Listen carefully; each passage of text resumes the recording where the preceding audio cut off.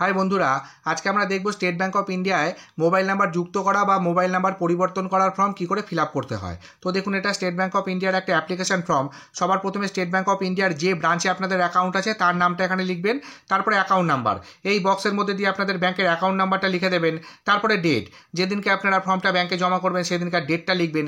এরপরে একটু নিচে এসে 6 নম্বরের এই বক্সে টিক করবেন, করে এখানে বলা আছে for change of mobile number please update my new mobile number in my account. New mobile number, যে নতুন মোবাইল নাম্বারটা আপনারা যুক্ত করতে চাইছেন সেই নতুন মোবাইল নাম্বারটা এই লাইনের মধ্যে দিয়ে লিখে দেবেন। এরপর আর কিছু করার নেই, একদম নিচে চলে আসবেন। নিচে এসে এখানে বলা আছে ইয়োর্স ফেথফুলি সিগনেচার্স অফ কাস্টমার, এখানে অ্যাকাউন্ট হোল্ডার একটা সাইন করে দেবেন। সিঙ্গেল অ্যাকাউন্ট হলে একজন করবেন, যদি জয়েন্ট অ্যাকাউন্ট হয় পরপর দুজন করবেন।